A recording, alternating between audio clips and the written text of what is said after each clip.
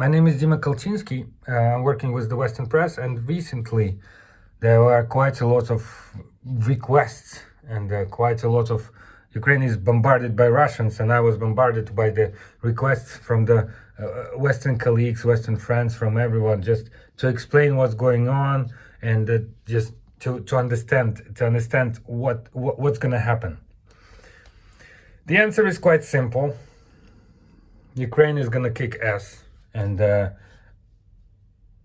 that will happen sooner or later because of the tremendous international help, because of the readiness of the Ukrainians to fight, and because of the traditions of the Ukrainians of fighting with Russians.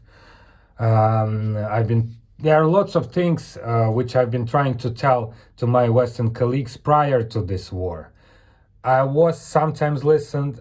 I haven't been listened at all. I was ignored.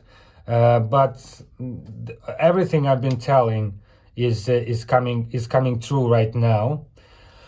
And in terms of what's happening, now and what's going to come up next, you guys have to be ready too, because it seems that the next thing he's gonna try to threaten everyone with the nuclear power, with the nuclear threat, which he's already doing in Chernobyl. And you can kind of eat that from the philosophical standpoint, right? And you can also try to approach that from the logistical kind of standpoint. What I mean, from the philosophical standpoint, the miracle of Ukraine is the miracle of humanity. Humans are being able to communicate. Humans are being able to talk to each other. Humans can, through that, they can support each other. If they're specialized, if they are being able to disperse functions through the society, they are winning. And that's why Ukraine is winning now, because there are guys who are fighting, there are volunteers who are helping, there are people who are talking with the rest of the world, like me, like our Ukrainian diplomats. And the only thing which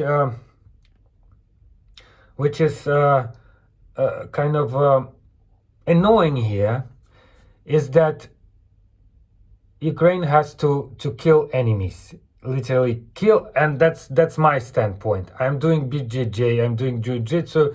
I mean, it's a different kind of it's a sport in which you block the opponent, you block the enemy, you don't kill the enemy. The point being that I still hope, and I still believe that Russians can be retaught. Russians can be shown the example of humanity. Russians can be shown the fact that the necrophilic, the approach to life, in which you hate life, in which you want to get rid of life, it's a nonsense. It's a nonsense, and it doesn't make sense. And sense is what even Russians are craving for. I'm sure.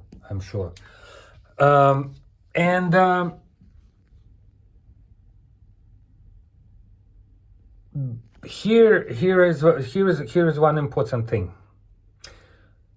Learn our lesson for yourself, guys.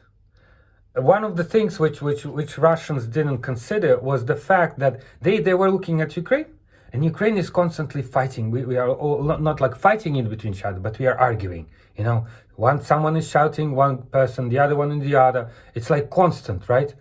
And they thought, you know, it's so dispersed, right? The country is completely unmobilized. They couldn't realize that these arguments are the arguments which are happening for the development. Those are not the arguments in which you want to offend someone, in which you want to kill someone. And they are taking any offense, any threat to the power, they are taking as the death threat. Russians have had this oppositional guy called Navalny, and he was killed, I think, 1 year ago or 2 years ago. But he has been killed probably several months or sometime. I mean, I don't remember, but he was killed in connection to the interview which he has done. And in this interview, there is in Russian in post-Soviet culture, there is a really rude way to call someone an insane guy, right? You can call this person like cuckoo, insane, right? But at the same time, you can say that this person is ебанутый, which is basically fucked up. But it's really offensive. I mean, if somebody tells you ебанутый, then you go like, you know. And Navalny told in one of the interviews that that he is ебанутый, and that Putin is ебанутый. And within several months or some time, he was killed. Why so?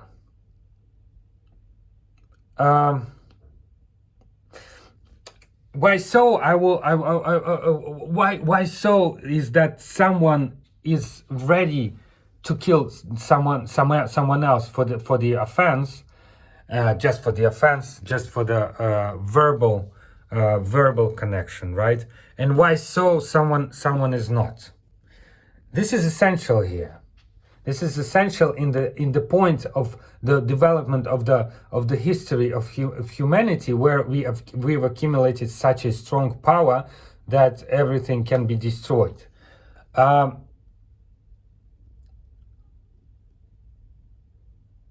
What I would like to say is that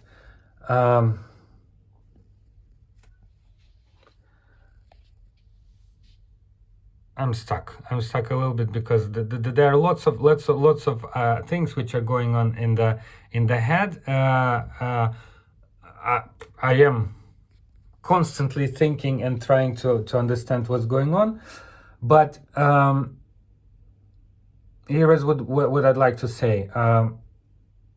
Don't worry, it's gonna be fine. Humans are great. Humans are the greatest.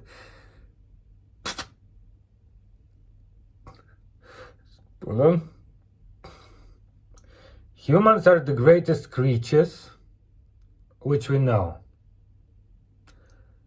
And humans will win. And life will win. Life will survive. And just, it would be good if we won't be taking some, some bad karma by annihilating some forms of existence